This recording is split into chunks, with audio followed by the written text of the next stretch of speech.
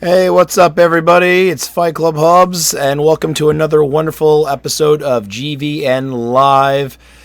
With me today is the Gamer Keith and Mark B. Writing, and wait a second.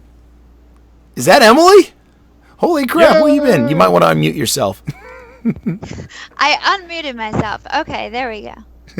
Yes. So, welcome back, Emily. How was your you started off by going on vacation on the week of WrestleMania, so why don't you start there? Yeah. Oh, okay. Yeah, so I last minute was able to go to WrestleMania, so I just decided to stay in Florida for a couple of days and have like a mini vacation because I was working way too much and I kind of just needed a break. But I did go to WrestleMania and it was fucking amazing. I know I just cursed and I normally don't when I'm on here and I just don't care because it was that amazing to see live.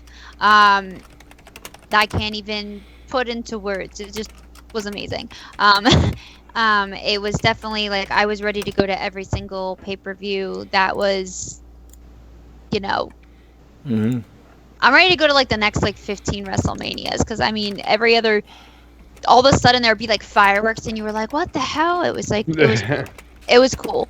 Flashy lights, So the vacation was nice. It went by way too fast. I wasn't ready to leave.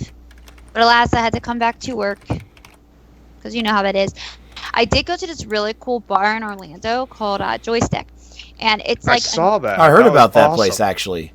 Yeah, so it's like I was actually texting you. I'm like, where is this magical place that you're at right now? yeah, it's this little like it's like randomly on a corner. I don't even know in what part of Orlando that like we went to, but it was just like you just walk. They card you outside to make sure that like you really are over 21. And once they let you in, you just go upstairs and it's just there. And it was like Nerd Central. So they had arcade machines. They had like these nice like lounge couches and different areas you could hang out, and the drinks were all like themed, but one of the coolest things was they smoked. So like I mean I don't know if you guys Wait, can they allowed see. smoking indoors? No. No, my the drink actually drink bubbled. I'm trying to put up, You had like my the drink, fusion drinks or my whatever they drink, call like, them. I don't even know if you can see this right now. Can you guys see that bubbling? Oh, that is pretty cool. Yeah. Yeah, so like that was my drink. It bubbled. So like they were very strong and they bubbled. It was really cool. Actually, you would think this wouldn't be safe, but you know how they made it bubble? They put a small nitrous oxide ice cube in there. Yeah, I was about to say they put a little like you said, one of those ice cubes inside of it. The nitrous oxide. I think. Well, that's I what want it to say is. it was liquid nitrogen. No, Thing is, no, that won't kill you. that's no. It is Pardon me. liquid. I'm sorry. It is liquid nitrogen. I don't know what I'm talking about. What it was some type of ice cube that like you really shouldn't touch or eat or Dry drink. ice, And dry ice, yes, There we thank you. go. That's what it was. It was dry ice that they put in there. So obviously I was being a little careful, but it was really cool. I didn't know that they did that. So like my drink came out and I'm like staring at it like I don't know if it's supposed to be bubbling or not, but I'll drink She's like, it "This is anyway. amazing." Yeah, I mean, I drank it anyway. I didn't even ask how they got it to bubble until my second one. I probably should have asked, like, just not drink Until my second one. Yeah. Like, He says, I'm going to keep putting this shit in me. How do you make this work? I did. I was already working on the second one. I'm like, oh, wait, by the way, I'm like, how do you get this to bubble? They're like, oh, we just put dry ice in there. And I'm like, thinking, okay, well, maybe I shouldn't be drinking this, but... I mean, it clearly didn't kill you, so... No. I mean, as long as you don't drink the actual ice cube, I mean, you're good. She said it didn't melt, but by the time I would finish both drinks, I didn't see any ice cubes in there, so I don't know.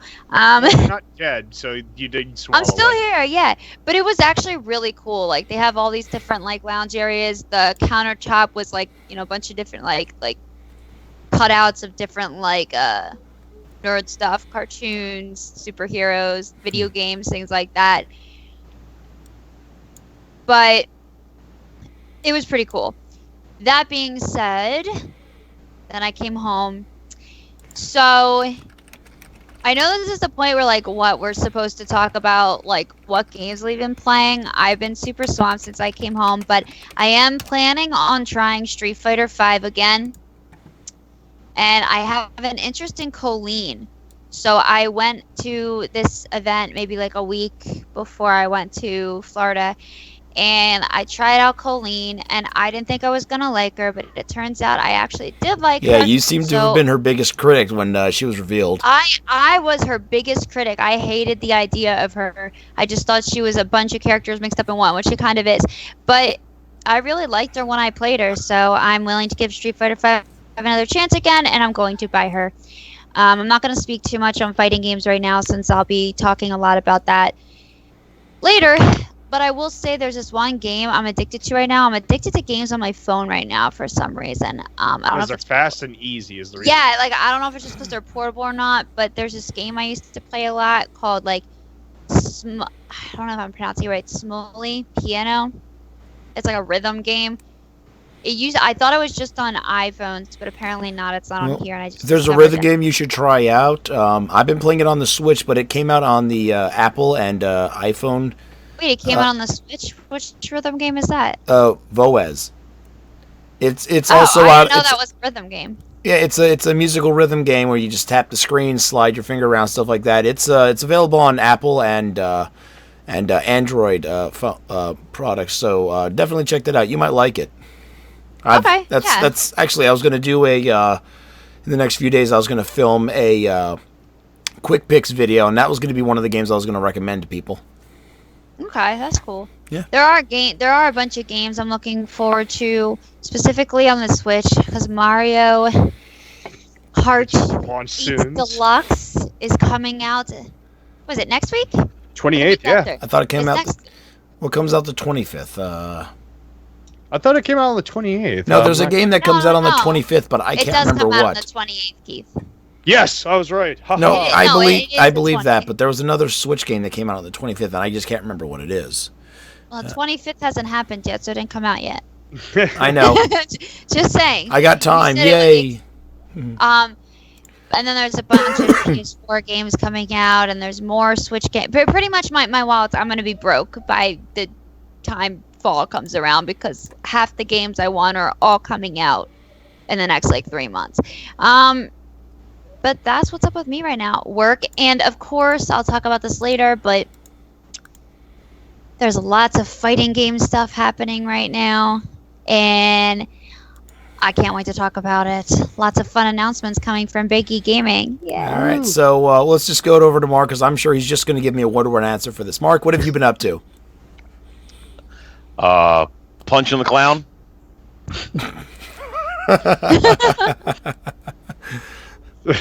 For those of you who don't know, that's a euphemism for jerking off.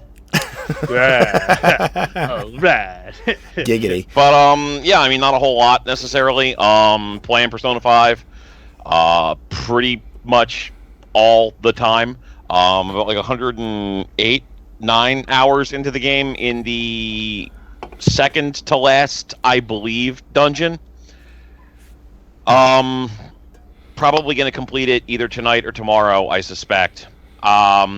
I don't really have anything new to say about it from what I said last time. It's probably going to be my game of the year. I have very minor and not necessarily significant objections to the game, but by and large, it is quite good.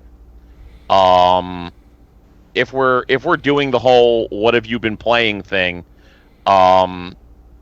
I figure we could probably talk not about that, but about the board games that we've been playing. We've been getting together a little bit. Mm-hmm. You've also started streaming again, but now you're doing it on Sundays. Is that correct? Yeah.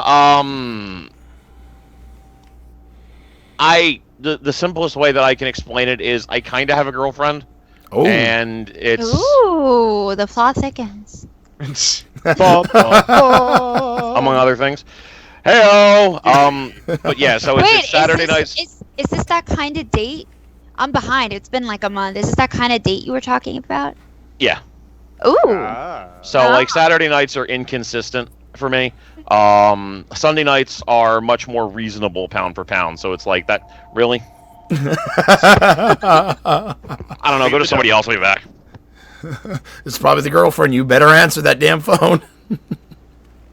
Anyway, so well, until Mark gets back from the phone, I've been juggling 9 games. A new class in Terra dropped, so I've returned to Terra to play the Valkyrie class. I'm in the open beta for Revelations, another MMO game that's come out of Korea. That's currently, well, I've already said it's an open beta. I played Mass Effect for maybe a couple hours. I'm playing Voez on the Switch. I'm playing I Am Setsuna on the Switch. I'm playing Zelda on the Switch. I'm trying to find time to. Yes. I just got this in the mail, a physical copy of Hyper Light Drifter. What else? Atelier Furist. And then somewhere in the back of my mind, I completely forgot about Horizon. So I got too much on my plate right now. Yeah. And I was thinking. This is why I slowed down. And I started trying to take it game per game instead of buying like a million games at once because I was trying to juggle too many at once.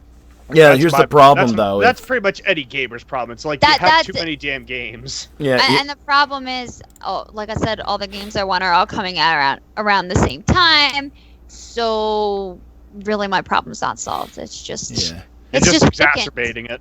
Yeah. Yes, pretty So, much. but out of all the games I've been playing right now, I would have to definitely say that the Switch is standing out with the their games. I'm starting to enjoy Zelda a little bit more. I mean, honestly, Wait, what?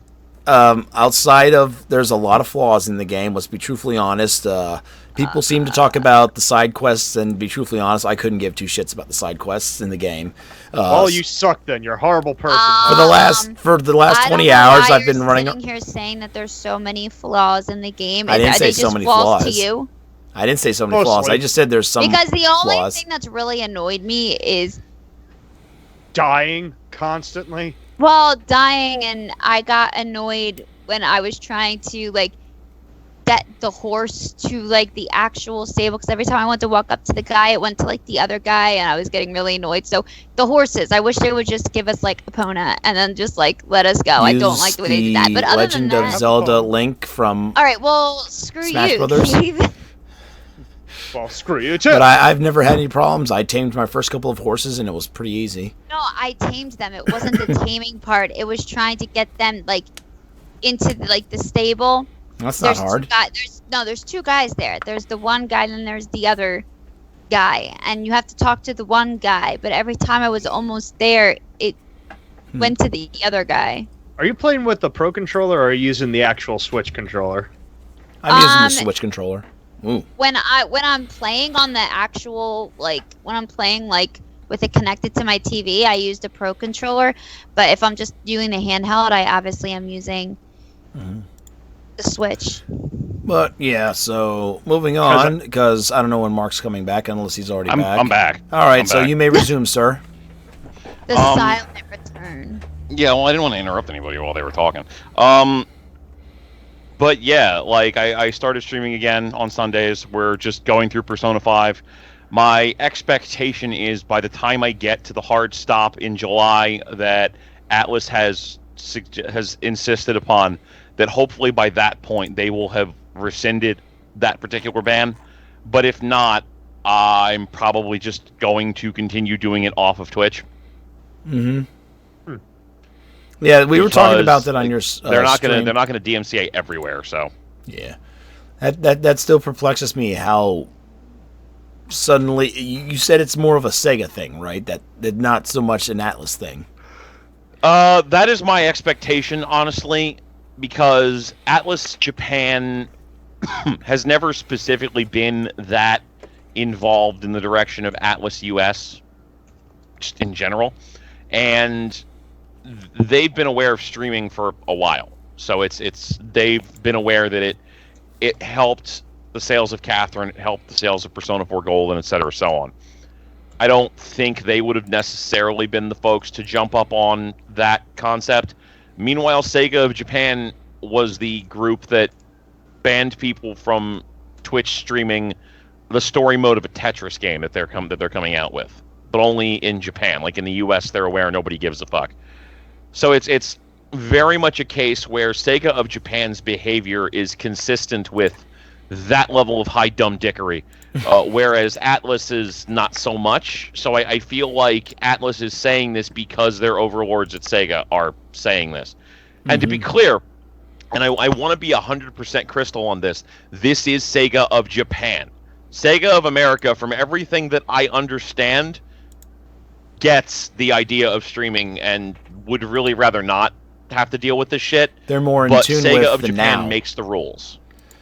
Yeah, Sega of America and Sega of Europe seems to be more in tune with the now and with what gamers are wanting and all that stuff. And it seems like Sega of Japan, and this goes back to a story I actually wanted to originally talk about this on the show, was an article that was posted recently about an interview with Peter Moore, where he exclaimed that at one point he told Yuji Naka and Yu Suzuki to go fuck themselves because he did not like the way that the guys in Japan were refusing to accept anything that Sega of America or Sega of Europe was presenting to them from, polls and whatnot about what gamers was thinking about the company.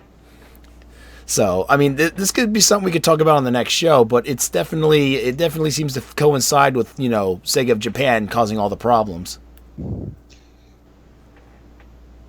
Yeah, I definitely feel like Sega of Japan in general is the problem that we're having here. Mm-hmm. Just overall. Like, I feel like they are the ones that are in control of this particular conversation. Mm-hmm. So, before we head over to the FGC corner, two more things on the docket. So, first off, Keith, what have you been up to? Well, pretty much, I was actually having a really awesome conversation with Electric Maestro on The Legend of Zelda. I've been playing Zelda a lot more hardcore lately. If anything, I think I'm actually going to dust off the cobwebs and actually stream it now because I'm getting up there. If anything, I really, really love Zelda. I just beat one of the first Divine Beasts, so I'm going around doing the different shrines right now.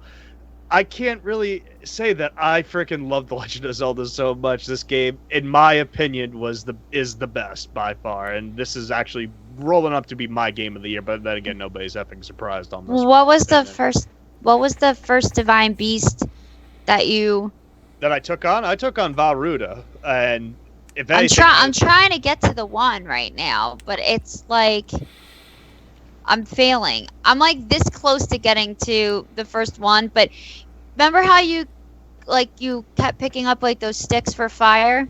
Mm-hmm. Well, I was like, I can't fight with these, and I kept throwing them away. Now I need it. Well, if anything, And I'm trying to find one. When you fight Varuda, you actually need the electric arrows, and you actually got to go up and you got to go frickin' stalk this dude that's actually firing them at you, and he literally will just f you up. It's awesome. But Sounds badass. but it's just I love the story as well with it. It adds a little extra layer. If anything, I'm very, very much involved in everything that's going on at the second. Like, I'm trying to figure out what's happened 800 years ago. And I don't want to really ruin any of the story to anybody, but it just kind of makes sense, and it's really, really cool. I really, really like it. Mm-hmm. No, right. I do not like CDI games. No, do not talk about those pieces of crap. Have you played them, though? Yes, I have, and we don't talk of these pieces of crap. All right, so just now the last thing is my little announcement. I hinted on this a couple of weeks ago on a tweet. That is I'm doing 2 themed months for Game Jam, starting with May, and then the next one being in June. The first one in May is going to be Disney month. So I'll be playing nothing but Disney games. I'll cap it off with like a Disney afternoon session. Hopefully I can get multiple people to come in. I was telling you guys about my plans for that earlier off the show. Some of the games I plan on possibly playing, I'm looking at maybe some of the classics like Quackshot on the Genesis. Maybe I'll play Epic Mickey, or I'll play Mickey Mania. Of course, there's the Disney Afternoon block. You got DuckTales, you got Darkwing Dog. I even got Gargoyles on the Genesis. I mean, who knows what I'll end up playing. I'm going to work it out with the people I'm going to try and have as guests. The second themed month, which will be happening in June, is going to be Sonic the Hedgehog Fan Game Month. I'm not going to be playing main games. I'm going to be playing fan-made games. That includes games like Sonic Robo Blast 2 or Sonic Utopia, although I think that's only in alpha mode right now, or Sonic there's one that begins with an N, and all of a sudden I can't remember it. Metropolis or something like that. I can't remember. But there's a lot of really good Sonic fan games out there, and this is all leading up to the release of Sonic Mania, which I think is still scheduled for the end of June. So those are two fun-looking months that I'm going to be having. So anyway, here we go. Cue that intro for the FGC Corner.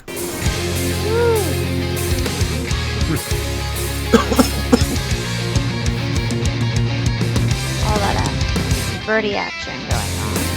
Oh, that's not birdie anymore.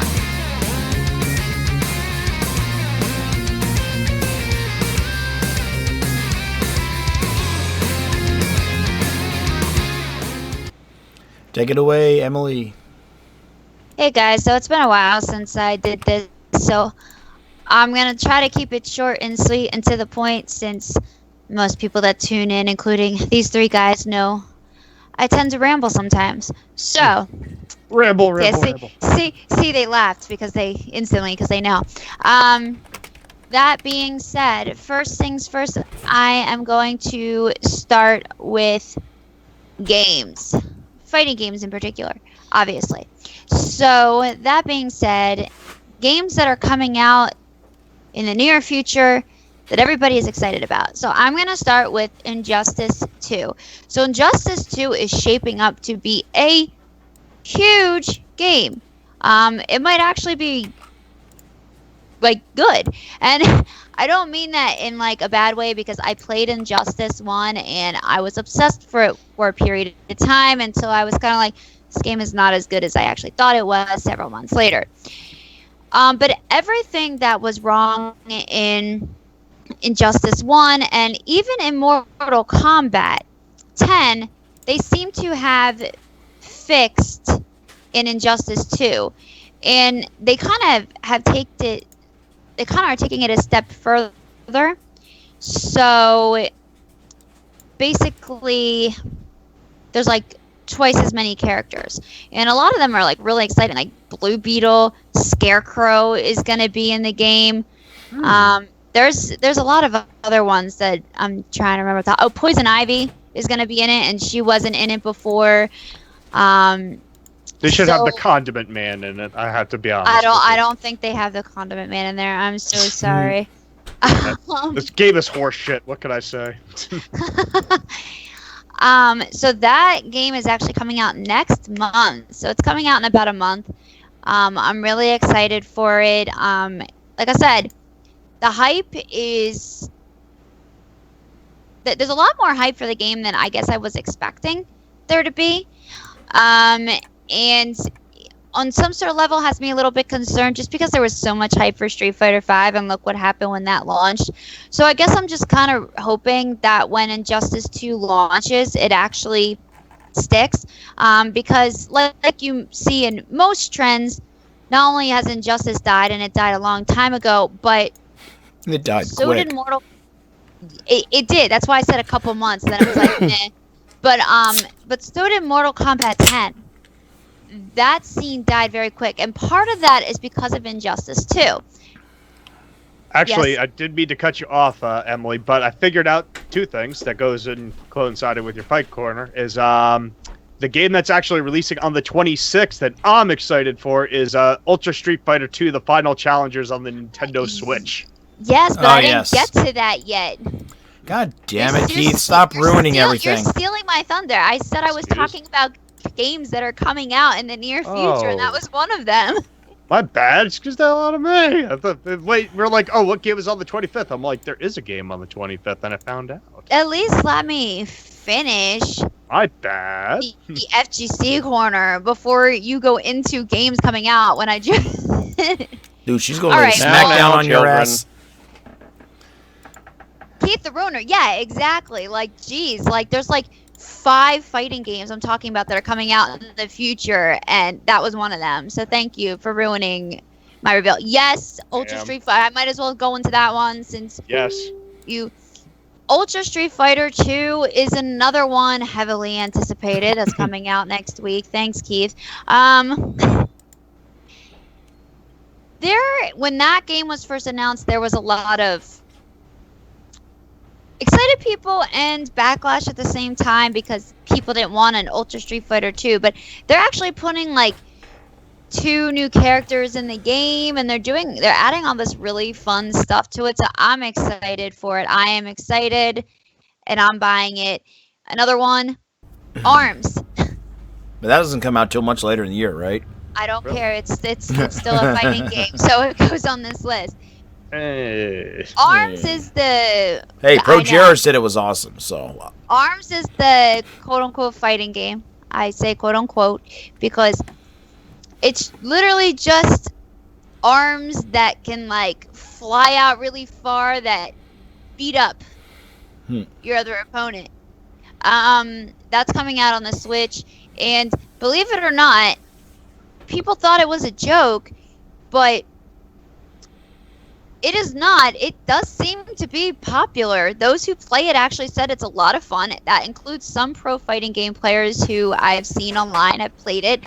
And I'm hearing a lot of really good things. So I still plan on getting it. I know a lot of other people do. I have people that keep asking me, are you getting Ultra Street Fighter 2 or ARMS? And I'm like, I'm getting both. And they're like, that's a smart choice. And I'm like, well, I hope they're good.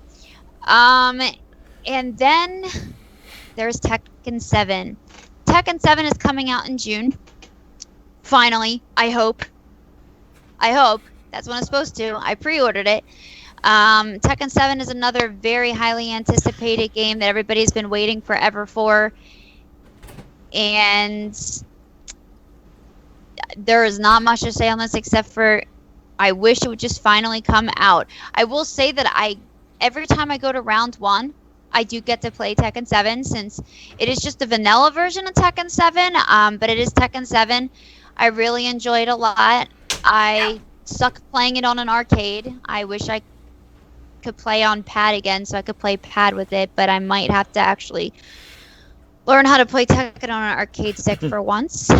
And I'm missing a game. No word really yet on when Marvel vs. Capcom Infinite is coming out, only that it's supposed to come out this year. Something tells me that it might be delayed, but don't quote me. Well, if I it's don't going to know be yet. delayed, that's a lot better in my opinion because There really just hasn't I been get a much, finished game much for on once. it. There really just hasn't. Yeah, I mean, yeah, it's possible they're planning on doing that. I'm not sure. Maybe they're waiting until E3 before they say anything on it. Maybe there'll be a reveal time then. I'm not really sure. But there hasn't been much going on about that. Really, it's been Injustice 2, Ultra Street Fighter 4, Tekken 7, and ARMS that I'm hearing the most about. Moving on. I already talked about Street Fighter 5 briefly, and that was about Colleen. There really isn't anything new going on except for the Capcom Pro Tour that's happening right now for Street Fighter 5. King of Fighters has some really great DLC that's come out.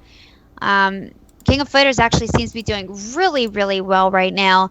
It's getting more and more popular actually as it goes on. So it was popular at first, then it seemed like it was dying a little bit, but then it just took this recent surge in the past like month or two, and a lot more people are playing it. I don't know if it's the DLC that did it, but Well, I mean, they basically have almost released the entire cast of the older games at this point, so...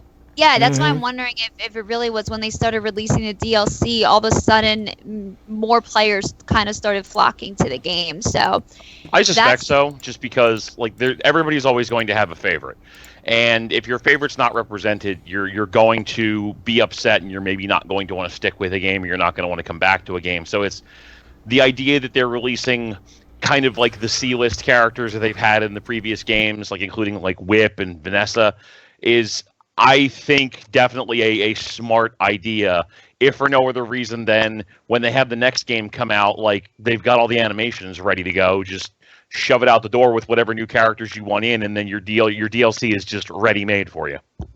Yeah, that's true. I think another thing is not just the DLC, but also they've been trying to put a lot of support into the game since it came out, like having like, you know, King of Fighter like kind of like tours and special events and like similar to the Capcom Pro Tour, but for King of Fighters and things like that. So they're trying to put a lot more into it than they did before. And event-wise, it's been a while, so I don't think I talked about the Red Bull events before, did I? You might have mentioned that you had an announcement to make earlier in the year, but I don't think you ever made it because I think you were in and out. Plus, we took a week off because bad scheduling. Yeah, okay. It might be because, I don't think I ever talked about it. So, okay.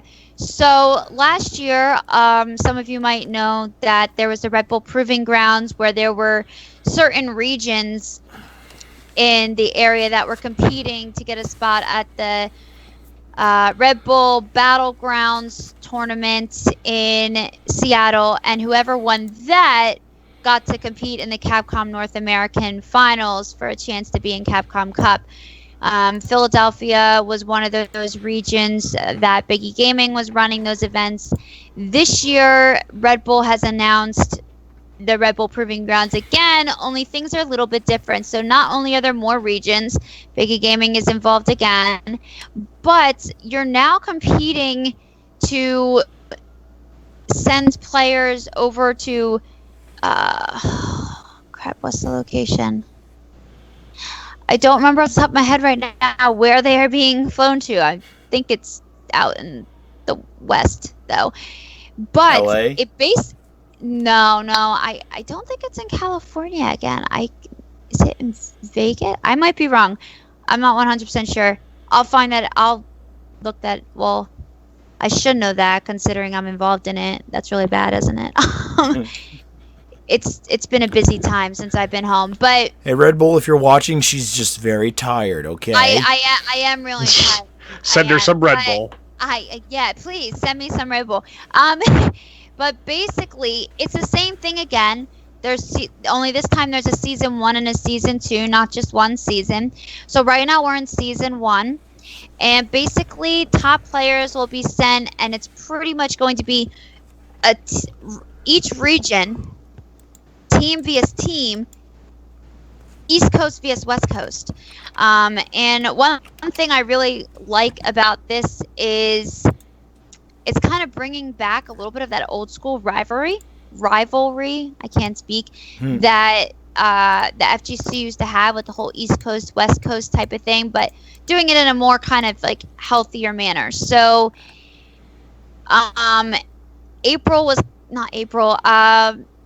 March was kind of like a training event session, and so April 1st was the first official Red Bull Proving Grounds tournament for each regions and across the United States, and basically they're also competing for points again, so the highest players with the top points. Now the cool thing about this is whichever team wins the finals at the end of season 1, they get to take 8 of the top players from their region to EVO. That is an all expenses paid trip to EVO for 8 players of the winning team. So that's season 1. It's really exciting. Punk won our first one because he's Punk, and he actually just won NorCal regionals too because he's winning everything right now, and he's in Philly. Yes. So we actually might stand a chance. Hey. Because I believe in you, Philly FGC. Okay. That being said, we also recently announced and finally created our event page for Summer Jam 11. I saw that.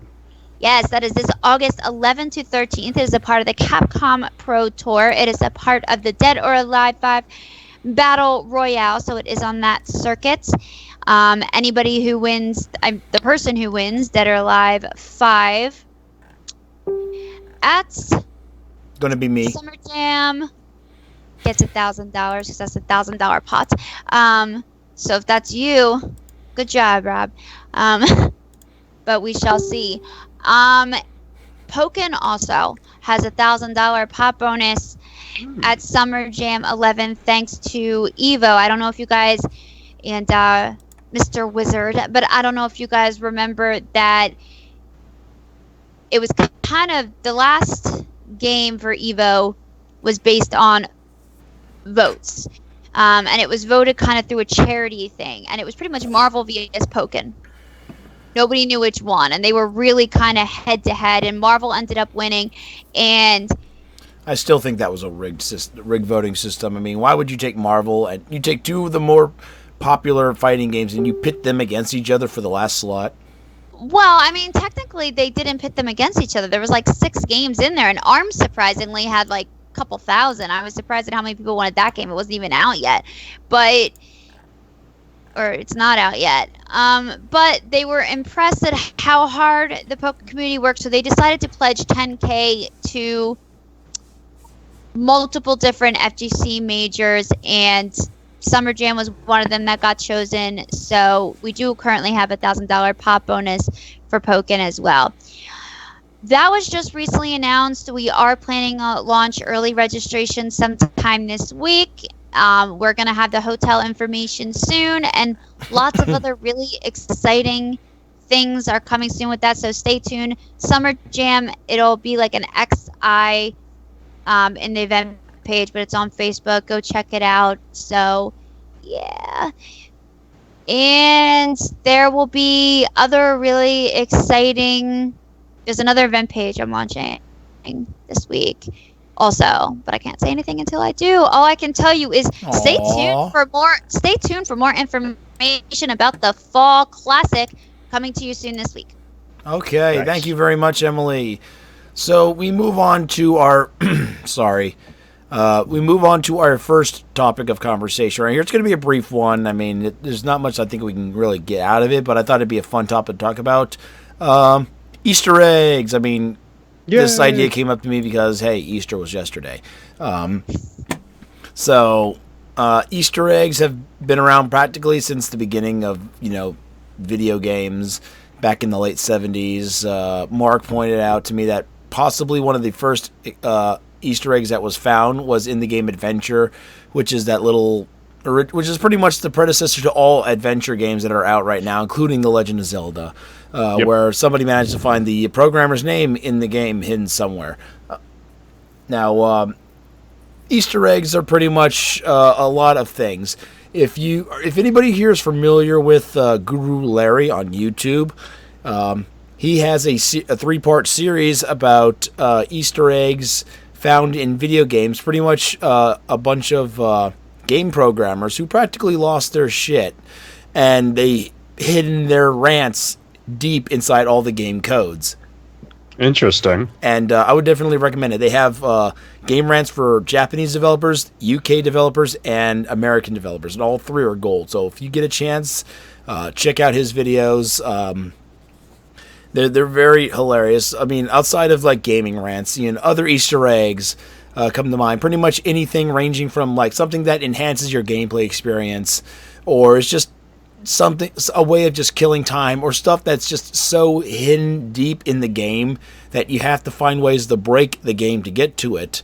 I wish I could name an example of that right now, but outside of during the 90s where people were able to literally get into the game code and find these Easter eggs. Some of the more memorable Easter eggs for me was during the 90s when I was playing adventure games. Some of the more hilarious ones, of course, came out of the Leisure Suit Larry series, and I asked when me and Mark interviewed Al Lowe a few years ago, and I asked him about that, if it was just his way of giving the ESRB the middle finger. He's like, "Nah, we just did it because we wanted to." Because it was funny. It was, and to be honest, the Easter eggs in that game were incredibly hilarious, and it was just their way of bending the rules, even that they make. Those are some of my favorites. Let's start off with Mark about some of your favorite Easter eggs, and if there's anything about Easter eggs that you particularly like in regards that's out there. Honestly, for me, I just like that Easter eggs exist as a thing to surprise the player in ways that give you something out of the experience that you weren't expecting. Now, I mean, some Easter eggs are just, here's the name of a dude or a chick or whatever. Mm-hmm. And those I don't necessarily have an opinion on one way or the other. It's just like a neat little thing that somebody put in for their own personal amusement more often than not. I generally tend to like Easter eggs that are a little more thoughtful in some way, shape, or form. Like, as a prime example, the alien ending in Silent Hill. Mm-hmm. Or the dog ending in Silent Hill 2, as an example. Just like goofy shit that just makes no sense, and it breaks the theme of the game a bit, but it's a reward to the players. And I mean, a lot of the Silent Hill games have had these in general. Silent Hill 3 had like a magical girl ending, et cetera, so on. It's just crazy shit. There was the cow level in Diablo 2 was another one. Yeah. It was just like, what am I even seeing here? Just very amusing, very, very off the wall, very offbeat, that I thought was really neat. The incorporation of the Konami code into virtually everything Konami did for years, and the occasional popping up that it does even in like more modern games from them. Yeah, even what was it? There was a couple of games that came out on like the PS2 and GameCube era that actually used the Konami code, but it was slightly modified because more buttons. Yeah, and I like it when that sort of stuff has meaning, or like there's actual effort put into it. Again, just like throwing a picture up somewhere isn't necessarily interesting for me as a person, but when it seems like there was real effort put into it, or there's like some kind of real joke behind it, I always find that pretty interesting. Mm-hmm.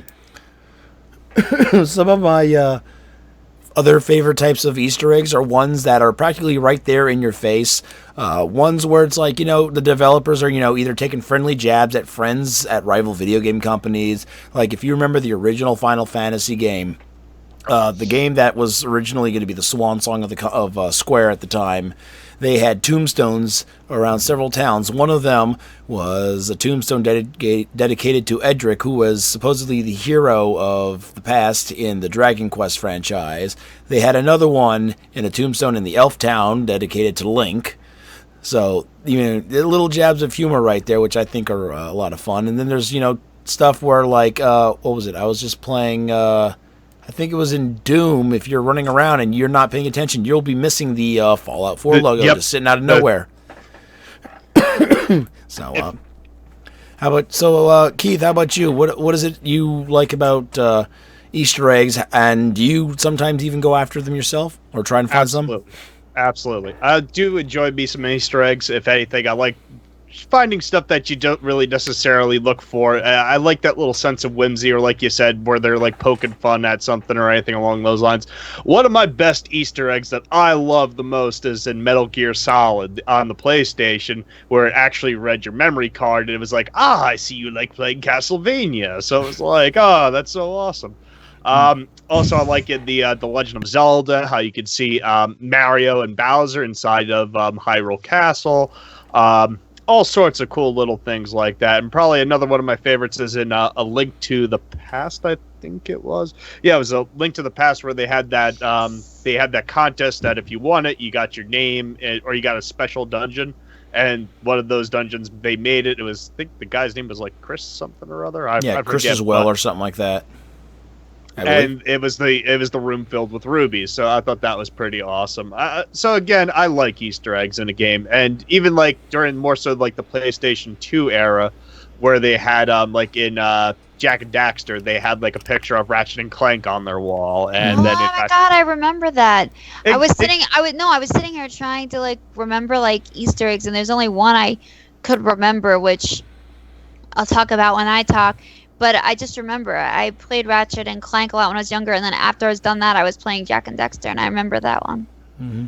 Sorry, I just suddenly remembered. I knew a second one. No, I want to trigger that nostalgia because again, I do like Easter eggs like that. You just did. Thank you. Mm-hmm. So I do enjoy them. They're nice. They're little homages, and hopefully that somebody doesn't get like, oh well, that's stupid or anything like that. You just gotta enjoy it, is what it is. Mm-hmm. Now, okay, just to jump in again. Other Easter eggs that exist out there are usually some that make references to pulp culture or the internet and whatnot. And one of the games that come to memory is Halo 3, back when it came out in the 360. And if you probably remember this, Keith, you go down a certain particular corridor towards the beginning of the game, as everyone's defending the base, and you come across a couple of Marines, one of them standing at a door, the other one on the other side, and it's obviously two guys who are voice actors from Rooster Teeth for Red versus Blue. And that was an incredibly hilarious moment, just standing there for 10 minutes listening to them like yell back and forth, hey, open the door. No, you're a bad guy. No, I'm not. Prove it. How am I supposed to do that? I'm on the other side of the door. So, I mean, it's stuff like that that I also really enjoy. So, Emily, anything like that you really enjoy, and some of your favorite Easter eggs, and have you found any on your own without being told? Well, when I was younger, and I think it was a lot easier when we were younger to find Easter eggs only because of cheats. Mm-hmm. And I tried my best when I was younger not to look at cheat codes, but they were also a lot more accessible when we were younger on the older systems, really, than they are now. Especially on like Nintendo systems and the earlier PlayStation systems. But nowadays, you don't hear very much about cheat codes, first of all, and cheat codes to actually find Easter eggs, which there used to be.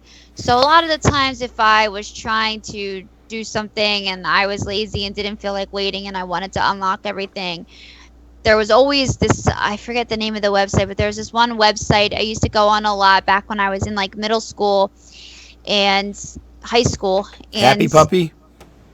No, I don't think that was that's it. One of the first websites I went to that I actually discovered had game codes, but I guess not. It's not Game Facts. I hope. No, it was God. What was it? It always had cheat codes. Like it would have walkthroughs of the game, and then there was a section that would be like cheat codes, and it would give you a long list of different cheat codes. Game FAQs. It might have been. I just said that. I just pronounced it Game Facts. Oh. Yeah. Maybe it was. I mean, there's no wrong way really to call it. I mean, Game FAQs. Whatever it was, it's been around. It was around for a really long time back. It's still back around. back then, because I'm old. But yeah, well, that's how I feel. You're old. I just had my birthday last week. I'm old. You don't look a day over 25. Get over it. Well, thank you, because I'm 29.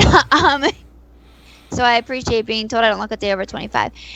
So I looked for cheat codes and saw cheat codes a lot more then than I really honestly do now. And by cheat codes, I mean also cheat codes for Easter eggs. Mm-hmm. Occasionally I would see an Easter egg and I didn't have to look up a cheat code, but the one that I'm remembering the most is from the Silent Hill series, and that's Robbie the Rabbit, because he was creepy and scared the hell out of me. Mark, are you familiar with this? Robbie the Rabbit? Robbie the Rabbit from the Silent Hill series. From Silent Hill 3, the fucking pink rabbit, yes. I thought it was in Silent Hill 4. Is it not? It's. I could be wrong. I don't remember. Silent Hill 3, I believe. I don't remember which Silent Hill was in. He was in a couple of them, but there's one. Stuffed animal up at Silent Hill 4 on the bed next door. That's the scene I'm thinking of. Like, you leave the room, and then you go back, and he's just sitting there on the bed, like, staring at you. Yeah. Silent Hill 3 is where Robbie initiated. I was just thinking about the one. Well, yeah, I'm thinking of the Easter egg, which was in Silent Hill 4, I believe.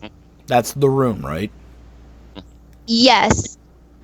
Yeah, like you you're in there and then you leave, but if you immediately go right back, he's like there. He's Mhm. like, if I remember correctly, and he's like staring at you, all creepy, and being creepy. And I mean, I was younger then, and I'm a big fraidy cat, even though I love horror, everything. So that is one that's really prominent that I remember. Um, but in Mhm. honestly, I like Easter eggs. I think they pay nice homage to like previous games and like other cultures, but I don't remember a lot of them. But Okay. I don't think there's like I don't think they're as easily accessible. Maybe I don't know if you guys agree. I don't know if you guys agree with me that they're just not as easily accessible as they were when you were younger. I think the Easter egg in a lot of ways has really changed to more of a achievement, and that's why I think there's maybe less Easter eggs going on nowadays because again, once Xbox 360 hit and Microsoft introduced the achievement system and Sony followed suit with the trophy system, it practically made the art of trying to find these Easter eggs more of a chore than actually, just something you accidentally stumble upon.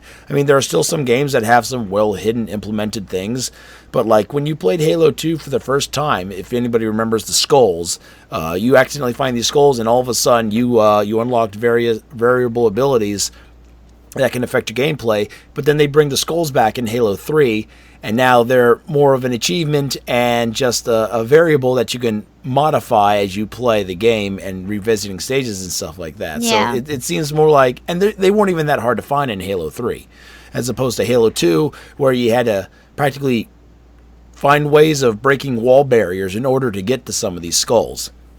So, and in my opinion, it seems like some of the Easter eggs seem to be less creative. I mean, Maybe that's it. Yeah, they seem to be less creative, so it's probably just not giving people really anything interesting to go after. Like, if you look back in the 90s, like, some of the Easter eggs were very creative. Like, Hideo Kojima was really good at implementing Easter eggs in his game. I mean, Snatcher had some hilarious ones, like calling like the phone number for Konami. If you dial it in the phone and you get all kinds of interesting messages and stuff like that, or not to mention also random phone numbers and whatnot.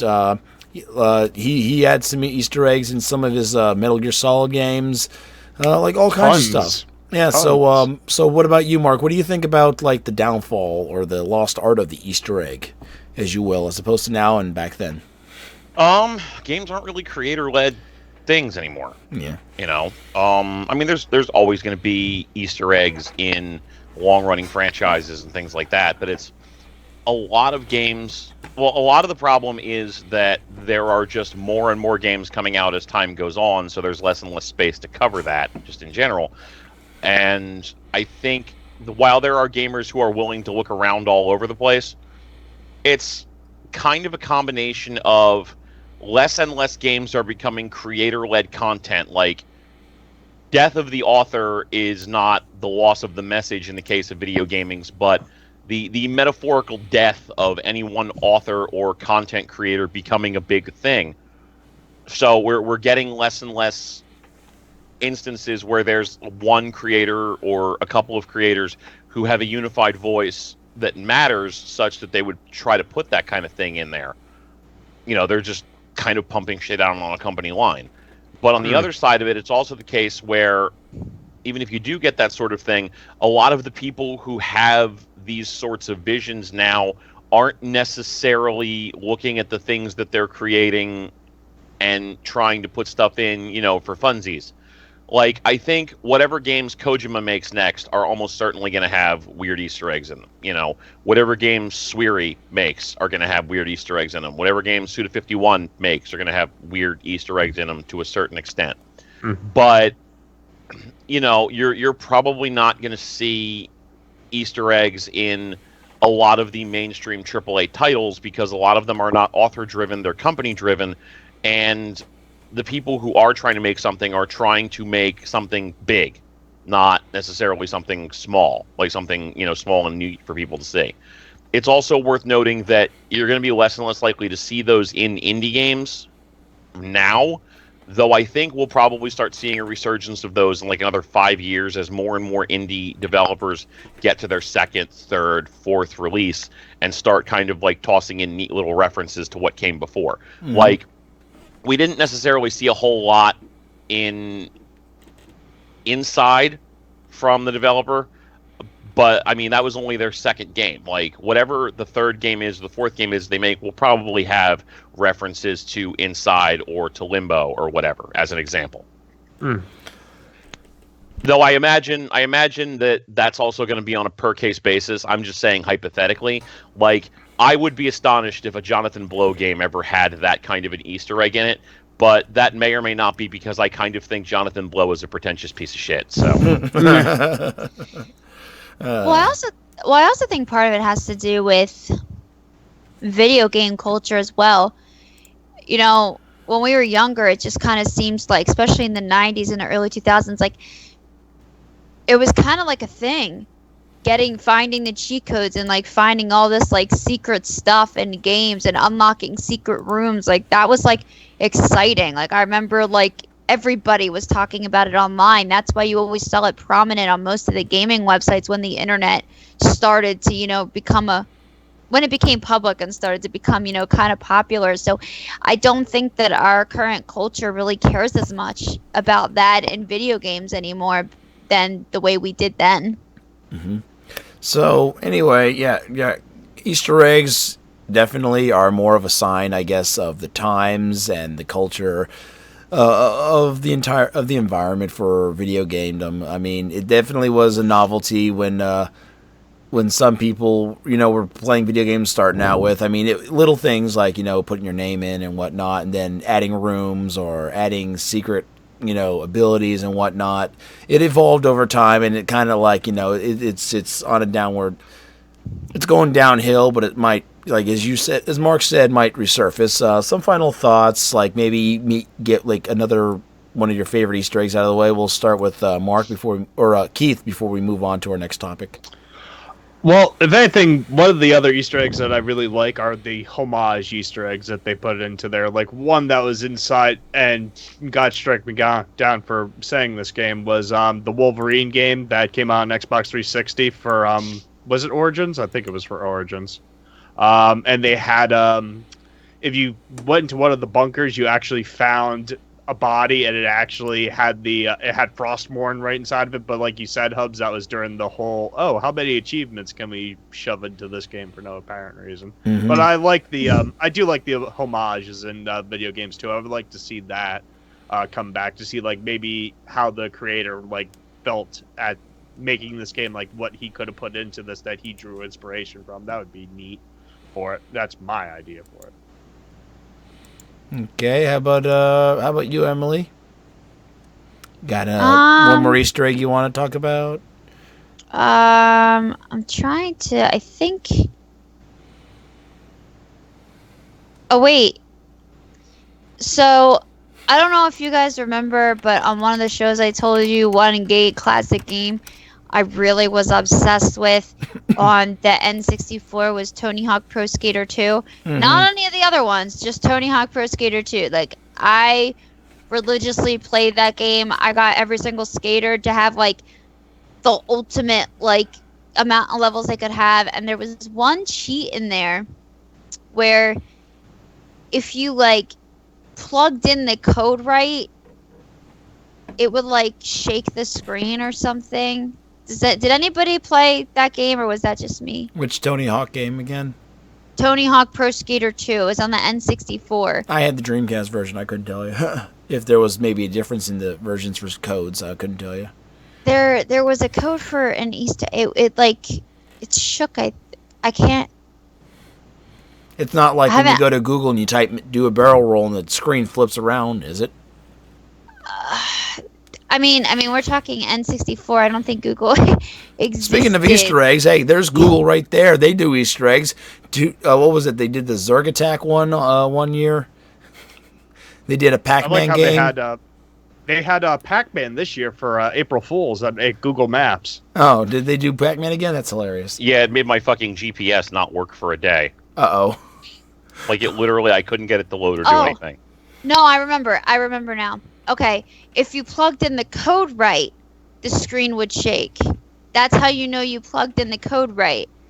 But like, do you know how like on games when you play them nowadays, like you'll have blood splatter and things like that if you get injured? Mm-hmm.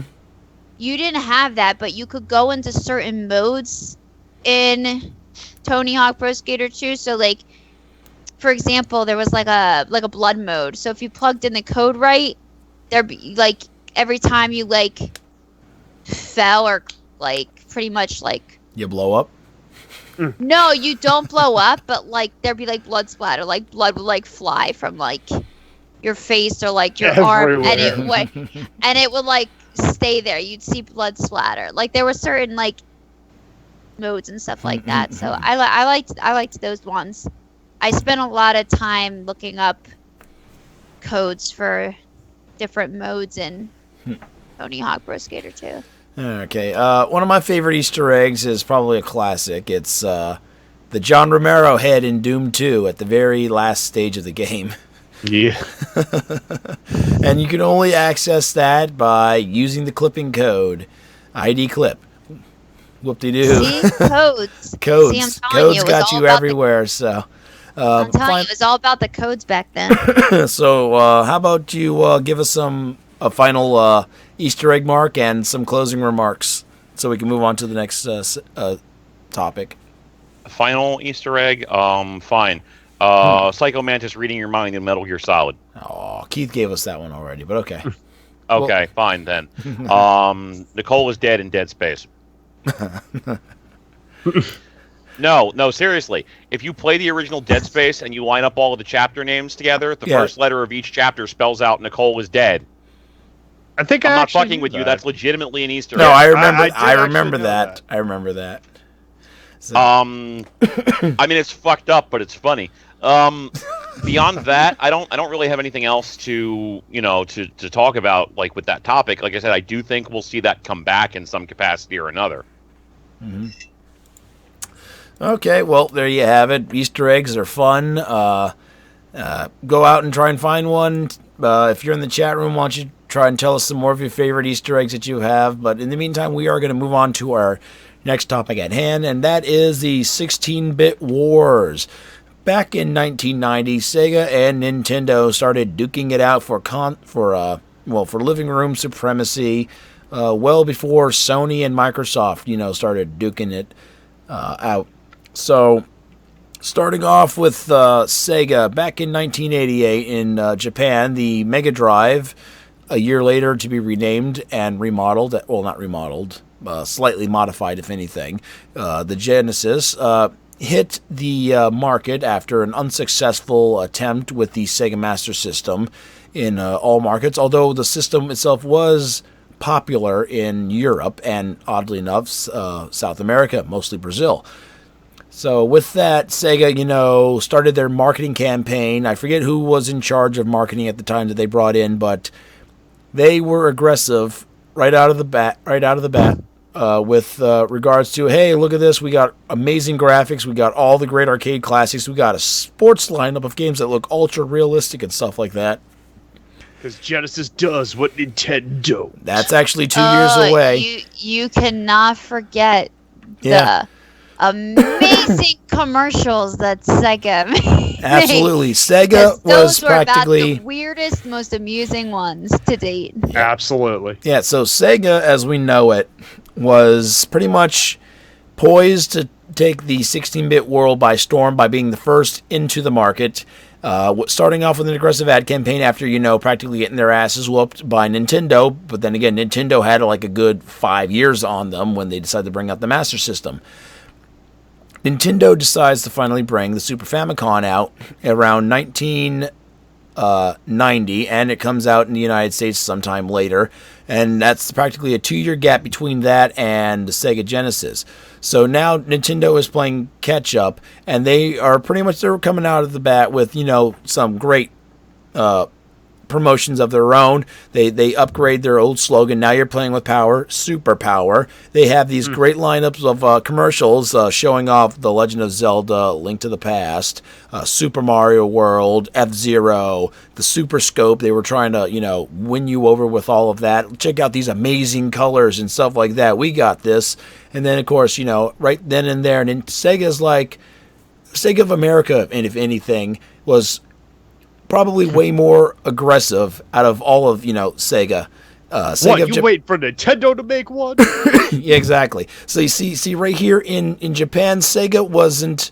Even though Sega was out, the Mega Drive was already out for 2 years, they were quickly losing ground to the Super Famicom. Whereas in America and in Europe, they had some very aggressive advertising going on in order to, keep ground or gain more ground over Nintendo. As you already pointed out, Keith, they had the Genesis does what Nintendo don't.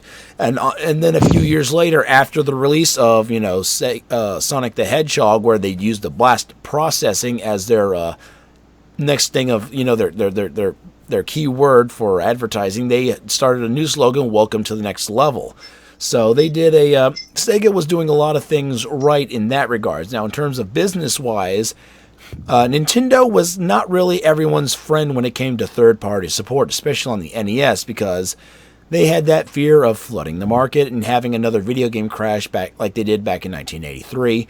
They had a kind of a policy where certain video game developers were only allowed to make a total of like 5 or 6 games within a fiscal year and have them released have them release them in a fiscal year.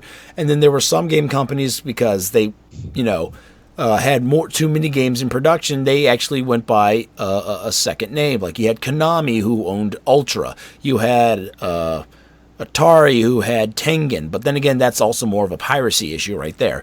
So some people were trying to find ways around Nintendo's third-party like clauses and whatnot. And Sega, on the other hand, was just like, hey, come on over. We don't got this policy bullshit. Just release what you want over here, just as long as we approve it.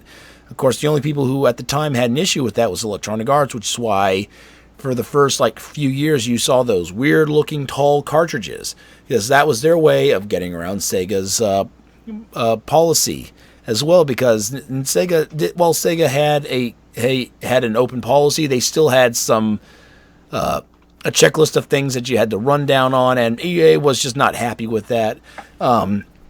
It was just a lot of stuff going on, but this is pretty much within the first 4 years of the 16-bit wars, and Sega was obviously doing a lot of things right, and they were definitely staying at least ahead of the pack with Nintendo for a time.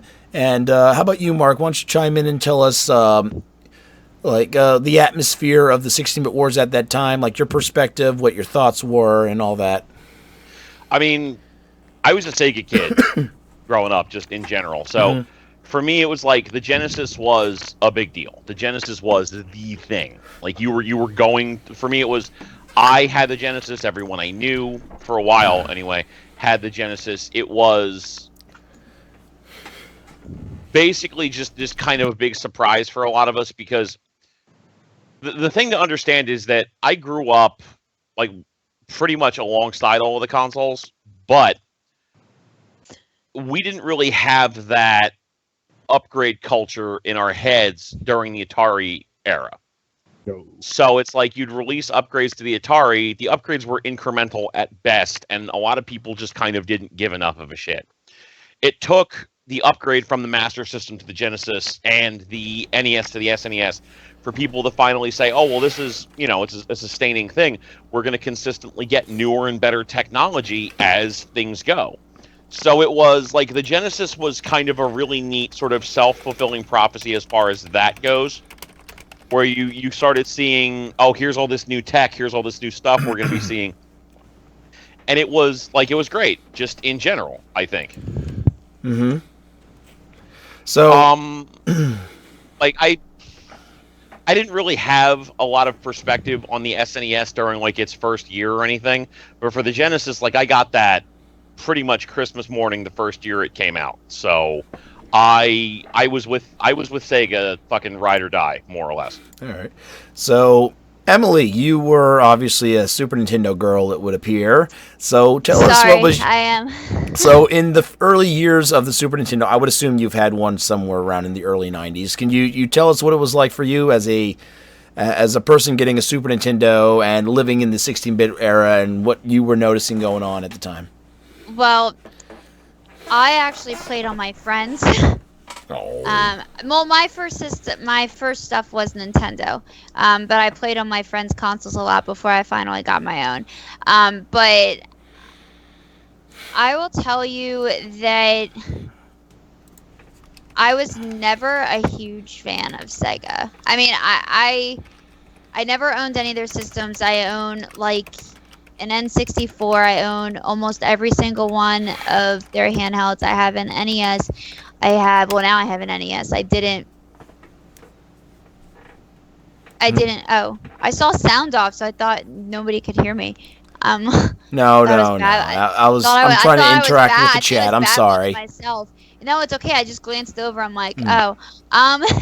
But so that being said, it was different for me. Not a lot of my fans actually had any Sega systems. A lot of my friends, I mean, not fans. I'm tired. You had fans when you were a teenager? I have so many fans. Wow.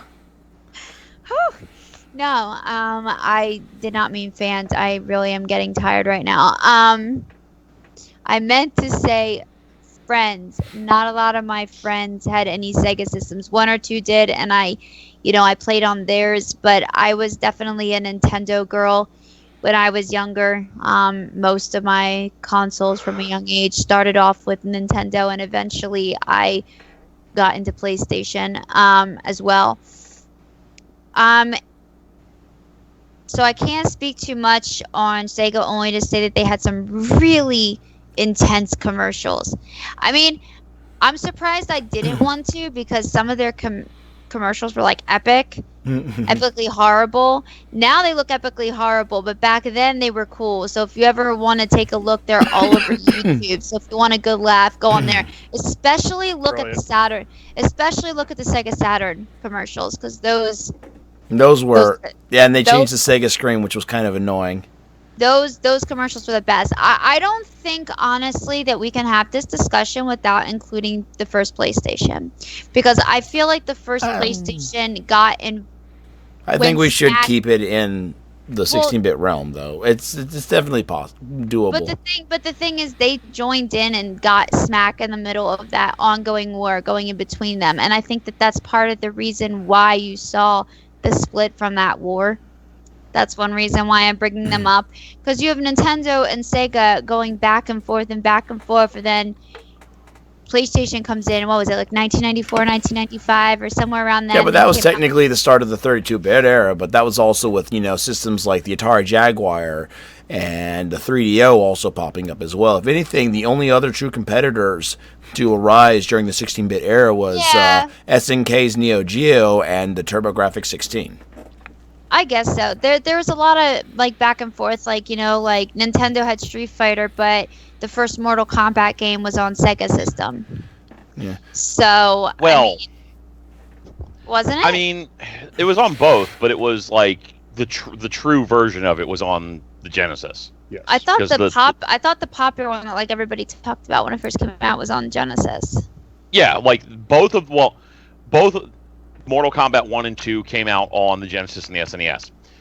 At the time, the problem was that Nintendo did not want blood in their games, and that was the clear dividing line in the sand for a while between Sega and Nintendo. And if we're being honest, this is probably a big part of why people still think of Nintendo as the kiddie console to this day. Mm-hmm. Because Sega decided, we're fine with blood, so long as it's hidden behind a code or something to that effect. Hence the Abacab code. But see, here's the thing. On the N64, I was on there and I was finding codes for blood splatter. Nintendo, they didn't do anything to stop that. But because by the time Mortal Kombat 2 came around, Nintendo gave up. But it was that major event that kind of gave Nintendo that reputation. Afterward, like, Yeah. they didn't stop that from happening from I believe it was Mortal Kombat 2 onwards. Yep. Like, it was just code lockout. So long as it could be disabled unless you had the code for it, they were like, whatever, we give up. But the first game specifically, it was like just sweat bubbles. Like, they wouldn't allow blood or like the more violent fatalities in the game. So a bunch of fatalities were redone specifically for Mortal Kombat on the SNES, and blood was not allowed at all. And again, by Mortal Kombat 2, as far as I remember, they said, well, never mind, and it went back to normal. But that hurt them for a hot minute. Mm-hmm. So just real quick, I just want to go ahead. You got some final thoughts? Yeah. So I know my thoughts are not very clear right now; they're all over the place. But one of the problems I feel like Sega had was they put way too much focus in their commercials, I feel like, and trying to be flashy and trying to be like, look at us, and a lot less into like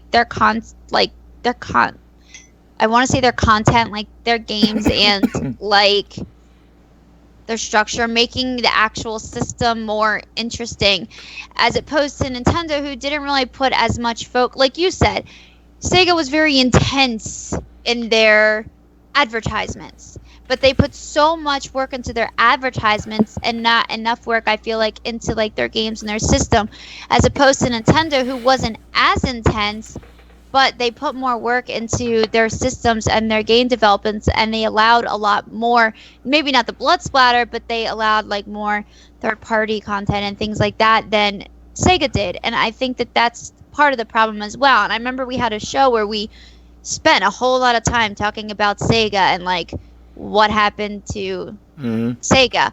And I think that that's also a reason why, you know, they kind of seem to fail this whole 16-bit war thing, and why Sega kind of died. Now, one interesting thing is recently, and I'm trying to remember the name of the game, so hopefully someone can help me here. I read an article where Sega popped back up again.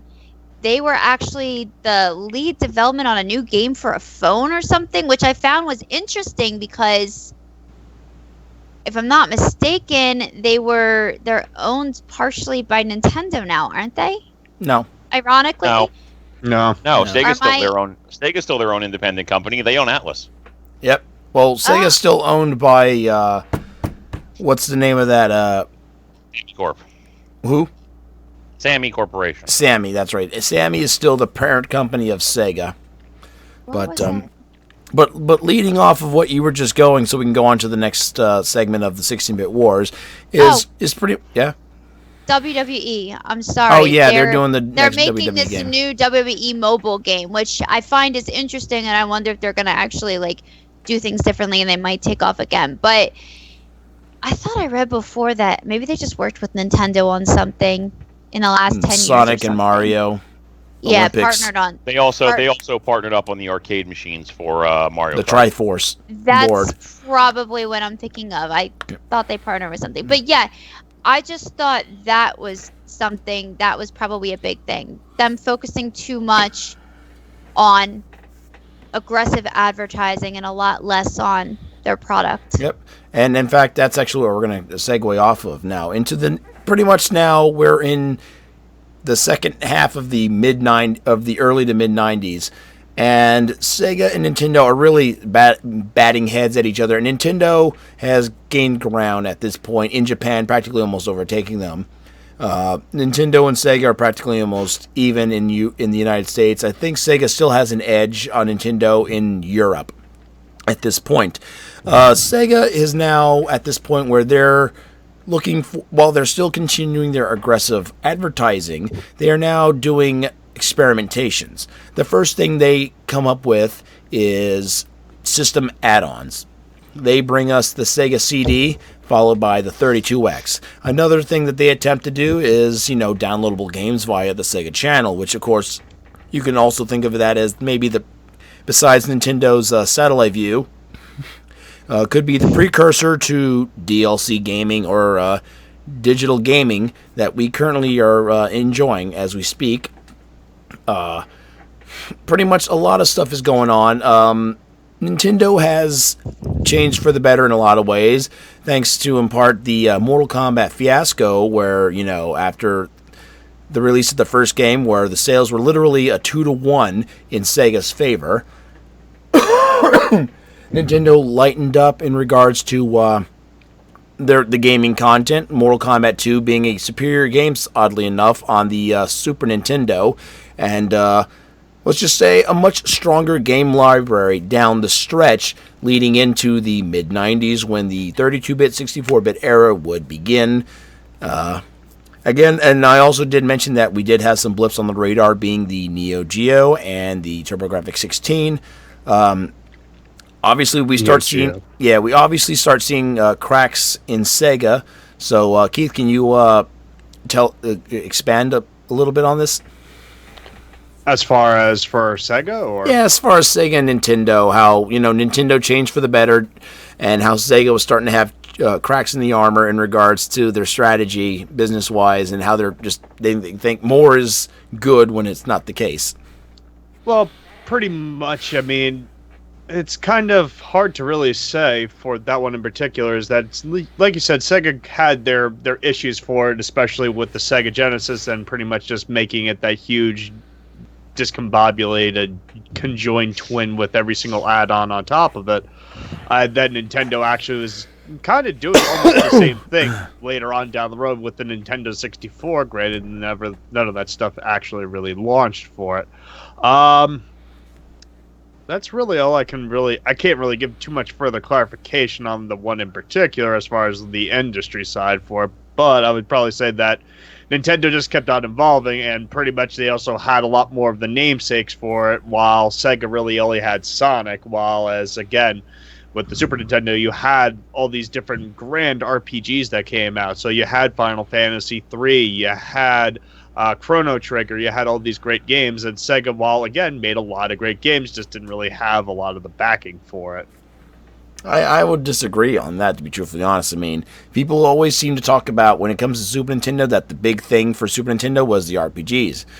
Now, me and Mark, I think, talked about this a while ago, but RPGs are not as big as everybody... Well, I think you said it, Mark. RPGs aren't really as big as people put them into perspective. They really only make up a minority of the total sales of a console. If anything... Stuff like platformers and sports games are the ones that really drive the sales, and there was a lot more of those than there were RPGs on the Super Nintendo. It's just that, let's be honest, RPGs were a hell of a lot more stellar and memorable than those on the Genesis. I mean, the Genesis only had Phantasy Star and Shining games. Mark, you want to chime in on this, as well as the hardware fiascos that Sega was going through? Well, I'll take the JRPGs first. I feel like the argument of what was or was not being presented that was memorable in the JRPG front is an interesting conversation, because let's talk about that for a second. Where were the memorable RPGs coming from on Sega's side, predominantly? Sega. Right. Sega made 3 of the Phantasy Star games during that time period, as well as at least 3 of the Shining games just on the Genesis alone, not to mention a couple on the Game Gear, and a condensed version of the Game Gear games on the Sega CD.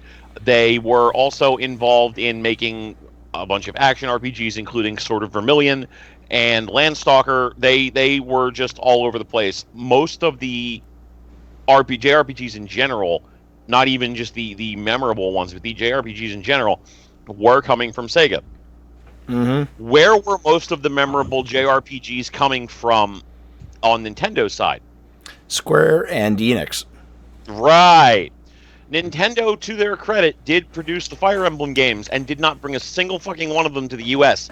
They were responsible for exactly one notable JRPG on the SNES, which would be Earthbound, a game that we all love now, but at the time, literally nobody bought. And before anybody chimes in with the counterpoint, but no, Square developed Super Mario RPG that had Nintendo's characters in it. It was not made by them in any way. Nintendo had kind of an investment in the idea of JRPGs, but we see talk about it after the fact. They were telling Square, and I'm sure they were telling Enix to a certain extent what they could and could not release. They were controlling the market to a certain extent. Sure, we were getting great games out of that, absolutely, but a lot of the games that were coming out were basically kind of because Nintendo also owned that marketplace and could dictate what they wanted. Going back to Emily's point before, I feel like a lot of the reason why Sega spent all of their time invested in the idea of making advertisements was because for the first couple of years of the 16-bit console wars, they were under the gun and they knew it. They had virtually no third-party support because Nintendo, during the 8-bit wars, had told any third party that worked with them, if you go and work with Sega, you cannot work with us ever again, period. And that's not conjecture, that's not speculation. That's literally a thing that's in the book Game Over, which talks about this time period. I have that right over here on my bookshelf. Points about how basically the CEO of Nintendo is a raging bag of dicks. Like, he publicly embarrassed the CEO of Namco at the time. Like, this not a joke. He's probably burning in hell if there's a literal hell. I'm not like this. Haha, it's funny, but no. I understand, yeah. No, I know. It's just... Yeah, so the thing is that Sega was fucked for a lot of that console cycle. That said, I do think they performed admirably within the confines of what they tried to do. I think their biggest problem was the dicking around with alternative hardware. The Sega CD was a great idea, and I think they did with it about as much as they were going to do with it. They probably could have ended up with a much better showing than they did in the console wars had they not kept going with these weird ideas of what they were trying to do. Like, the plug-in cartridge so you could do Sonic 3 and Knuckles, which... Lock-on technology, and the only game to do it. Right. Or, the 32X in general, which had like maybe 20 games come out for it and nobody bought it. If they had invested more time in games than making those kinds of advancements, yes, I absolutely think Sega would have done much, much better than they did, because that was just, that was just trying to fucking piss up a flagpole at that point. Excuse me. So looking back, now we are practically near the end of the 16-bit wars, because now, due to a blunder on Nintendo's dickheadedness, they lost Sony as a partner, and now we have Sony entering the gaming market with the PlayStation. 3DO is among the first of the other companies to come out with a 32-bit system. Atari comes back with the Jaguar, which would also end up being their swan song, and exiting the console market. And Nintendo decides, for whatever reason, to jump ahead and make a 64-bit cartridge-based system. And Sega flounders big time with the Sega Saturn, due in part to constant fighting between Sega of Japan and Sega of America, because, let's just be honest, that was one hell of a dysfunctional family as the years went on. So, looking back at the end of the 16-bit wars, which, let's be honest, looking at it right now, the last couple of games that come out for both systems was somewhere around 1998. I think Jurassic Park: The Lost World was the last game to come out on the Super Nintendo, and I think Beauty and the Beast was the last to come out on the Sega Genesis or something like that.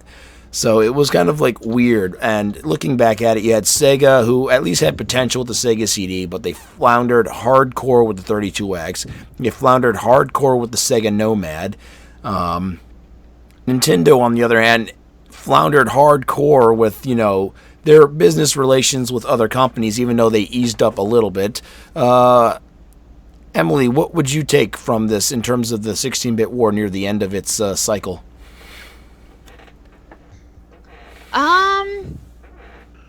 I mean, I guess I would just...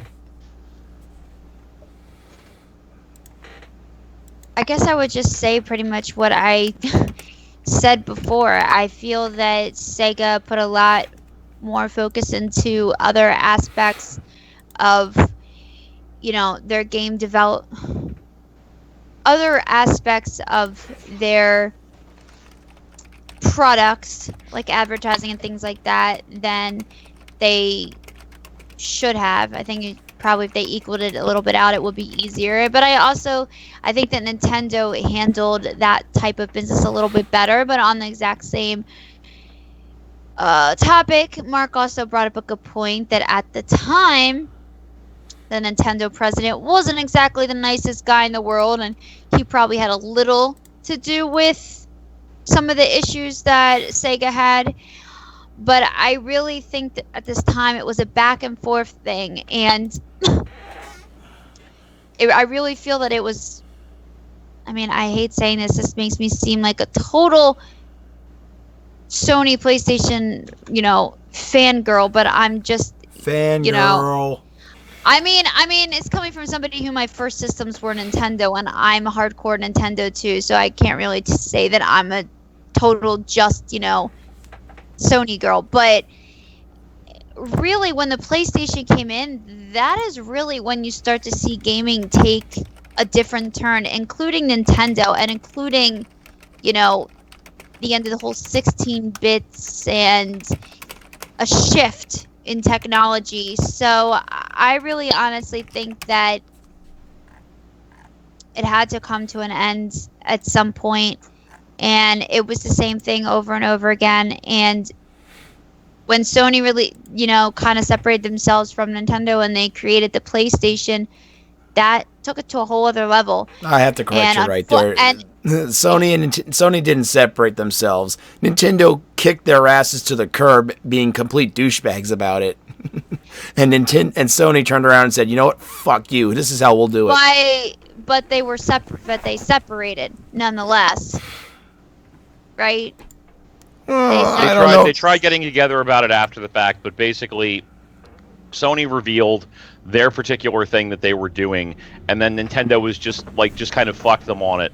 They tried to renegotiate after the fact, and then it just fell apart because the two of them were on completely different levels. Well, I mean, when you look at the PlayStation compared to the Nintendo, it is on two completely different levels. I mean, that's one thing that separates Nintendo from even PlayStation and Xbox, which now you see this continuation of a war between PlayStation and Xbox. And I think you're always going to see some type of a war between two consoles.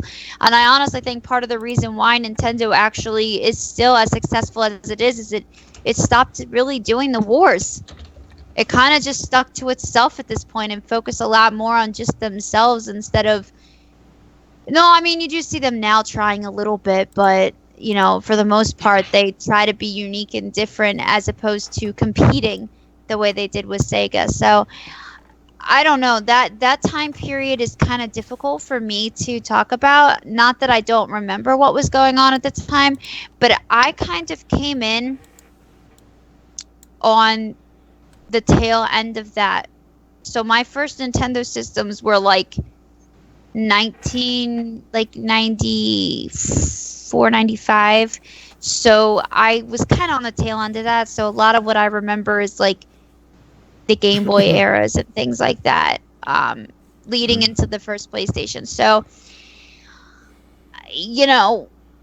that's why it seems like I'm having a little bit of difficulty talking about this, because some of it I do remember, but majority of it I kind of came in at the tail end, unfortunately. So, yeah. All right. How about some thoughts from you, Keith? Well, pretty much is that with the Sega Genesis, is if anything, as far as hardware is concerned, the Genesis was probably the more superior machine, if I'm not mistaken. Feel free to correct me, anybody on that spec-wise, one. the Super Nintendo was the superior system. Was it? I thought that anyway. But, okay, then never mind. 86, that one in particular. But, if anything, I just really liked a lot more so of the games on the SNES. And also, one of the games that just pops out of my mind that actually was really good on the SNES and actually had a really shitty soundtrack was Doom on the Sega Genesis, the 32X version. The SNES version was a lot The music lot sounded like fart noises. Exactly. But, as far as with the or I guess just the general progression on is that I think that Sega just became too little too late, I guess would be the better word for it. because I mean they had a lot of great games and a lot of great systems that came out afterwards. Like if anything, I did like the Sega Saturn with things like Virtual Fighter and whatnot. I just don't know really what went wrong in the grand scheme of things for it. I guess there's probably a lot more actual fact and whatnot for it. But if anything, I'm a Nintendo fanboy, so I'm like Emily, I'm biased on that one. But I respect the Genesis for everything that it brought to the table. Yeah, I mean, I won't lie. When they came out, what was it? Not that long ago, Sega released that Genesis system that had like all the different already pre games on it. What was that called? And Sega hasn't released any systems. There are companies though that are making. Are you talking about that like Nomad thing that they kind of did? Like the little handheld things. Yeah, it wasn't. No, it wasn't. It wasn't handheld. It was an actual. You talking about like the little plug and play systems that are kind of like the NES Classic? You could get a system that was similar to, like it said Sega on it. It was. Yeah, I've seen what you're talking about. You're talking about the At Games little Sega Genesis looking thing, because the company At Games is the only ones who are. They're Sega Genesises, but they have like all these games that they were like re-hardwired to have like all these like Sega games like in them. It's on Target, I think. Yeah, you can get like 30 plus. So like recently somebody got one a couple years ago, and I was like, oh, let me check that out. And it's really not. I don't know. It's not that amazing, but I mean, if it's what I think it is, it's like I was just trying to explain. Sega hasn't done any of this stuff. They've licensed companies like At Games out to release little mini Genesis-looking consoles, which act as little emulators that allow you to play, like, let's say, 100 preloaded games on them. That's probably what I'm thinking of. Like, but they also have what appears to be a little top load deal where you can plug in cartridges. But yeah, some stuff do that. I had a point where I was going with that, and I don't remember where it was. But nonetheless, I mean, there are still people that buy them, and remember when they're kids. But I mean, a lot of the people I know that buy them, they get excited and they get them, and then they're like, they suddenly remember that it's not that good. Mm-hmm. At least that's what they've told me. The nostalgia factor is strong with them. They think things were a lot better, brighter, and louder than they really are. I mean, I go back and I play some of my old games. Like I remember I loved my Game Boy. Like, I absolutely loved it. I was obsessed with it. I saw a commercial and I told my parents, I'm like, I need that. And like, I went back, and I won't get rid of it. I don't know if it's a nostalgia thing. Like, I don't play it anymore, but I won't like get rid of it. I won't sell it. I won't trade it in. I won't do anything with any of my older systems. So I recently put 2 AA batteries in it the other day, and I'm like, I'm gonna check this out. I haven't played in a while, and I'm like, oh my god, this sucks. You're like, this is horrible. Why did I love this? Oh my god, there's no color. Yeah, why is there so much blur? Even Game Boy Color, I'm like, man, that is not the color I remember back, when I was like 10. You know what I mean? Like, it was just so different from like, okay, well, this isn't a 3D XL. Like, so like the only handheld Nintendo system I don't have is an SP, but I have all their other ones except for a 2DS. 2DS, because I really don't need a 2DS. I have enough DSs to last me forever right now. But all right. Well, we gotta start wrapping up here. So I'm sorry to cut you off. Remember. No, that's okay. Remember that rambling thing I told you that I do sometimes? Yeah. But anyway, so practically at the end of the day, what it really seemed to have come down to was that at the very beginning, it was all an uphill battle from Sega, even when they were already in the lead. So they had, like as Mark pointed out, they were under the gun the first couple of years because they didn't have the support that Nintendo had, because Nintendo pretty much was ruling third-party support with an iron fist. So Sega had to pretty much come up with catchy phrases and aggressive marketing in order to win people over, and that worked for a while. And then once the real competition came by in the form of the Super Nintendo, it was Sega actually fighting for their life. Thus, the creation of Sonic the Hedgehog as the mascot wars also began. Then you had along the lines. A couple years later, we're almost at the tail end of the 16-bit wars, and it was Sega's practically clawing. They're trying to keep themselves alive because Nintendo's actually has overtaken them at this point. And so Sega was getting desperate by doing innovative things like adapting or adopting CD technology and trying to do system add-ons and just pretty much doing anything they can, including, like I said, trying stuff out like the SegaNet, which was one of the first devices that allowed people to download games to their system using the just then new internet that became available. And pretty much from then on, the rest is history. Sega floundered the launch of the Sega Saturn in America after a successful launch in Japan. Sony, after its qualms with Nintendo, launched the PlayStation, and from then on, Nintendo was just second fiddle. Sega slowly disappeared into the night, and if we could look at some sales figures, I mean, they look like they kept changing. Nintendo looked like they had somewhere around a little over 40 million Super Nintendos and Famicom sold. Sega, I think the number keeps bouncing back and forth between 22 million and 30 million, so take of that what you will. But Sega eventually did prove that Nintendo was not like unbeatable as a gaming giant through their own interesting methods. And let's get some final thoughts as we wrap up the night. We will start with you, Mark. I mean, I don't really have a lot to say that hasn't already been said in this particular conversation.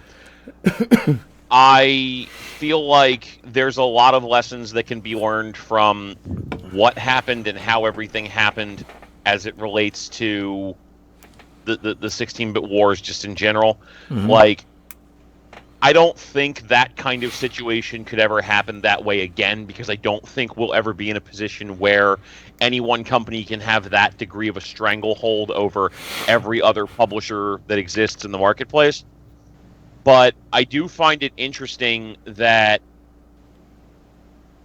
we were really ever in a position like that at all, and that once that stopped being a thing during the next console cycle, that was when Nintendo started losing steam. Once they didn't have that stranglehold, a lot of companies just said deuces and left.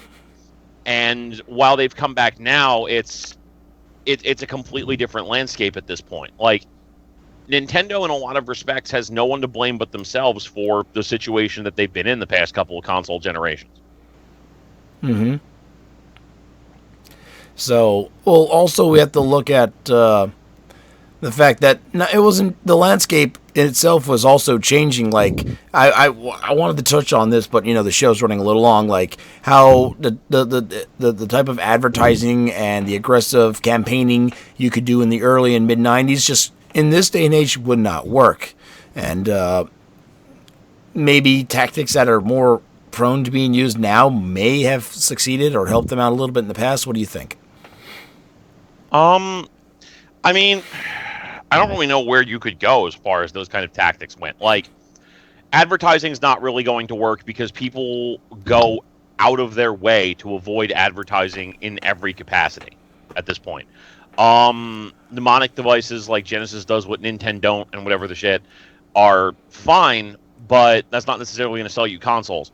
At this point, I feel like if you want to be successful, your best bet is going to be just trying to actually engage customers directly and getting them to, bring the masses to you. It's like, look at how Sega has still managed to maintain relevance, or how Nintendo's managed to maintain relevance after all this time, because fans who love this stuff are dragging people in and throwing stuff around and basically acting as marketing in a lot of respects.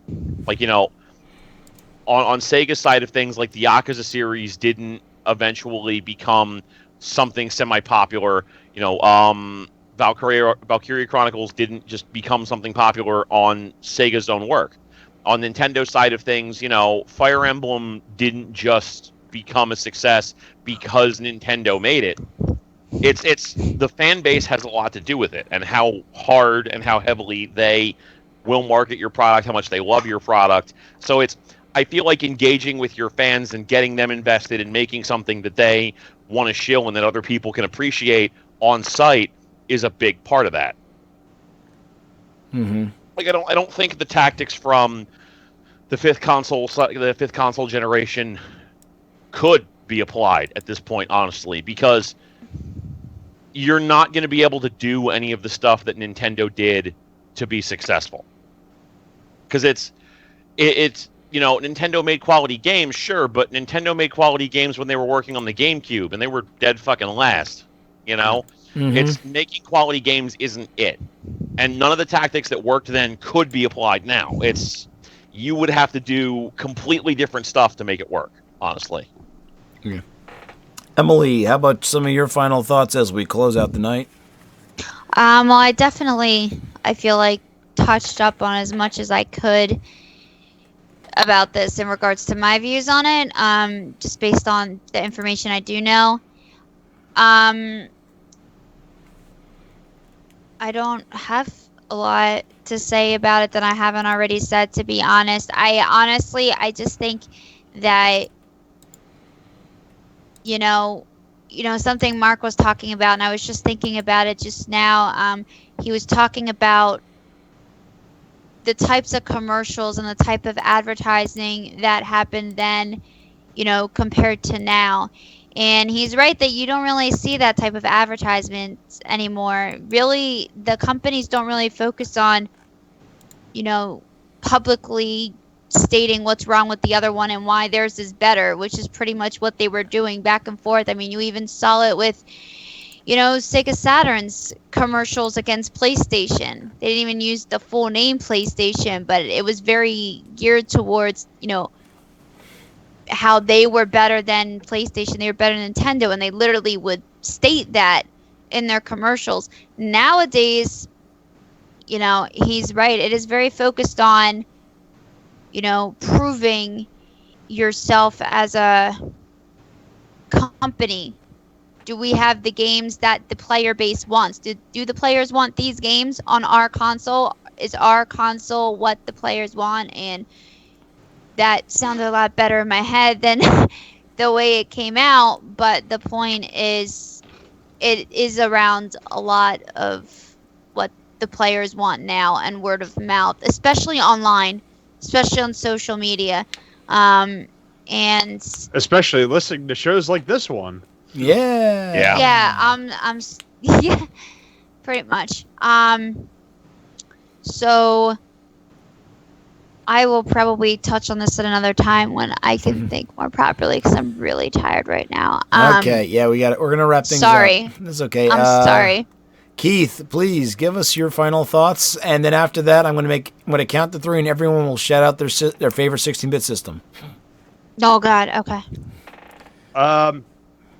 Nintendo's cool, and Sega is also cool, and that's it. All right, here we go. I should have just said something like that. Yeah, Nintendo rules, Sega rule. No, not true. All right, here we go. So on the count of 3, say your favorite 16-bit system. 3, 2, 1. Genesis. SNES. TurboGrafx. SNES. TurboGrafx. Mark had to be that guy. Yeah.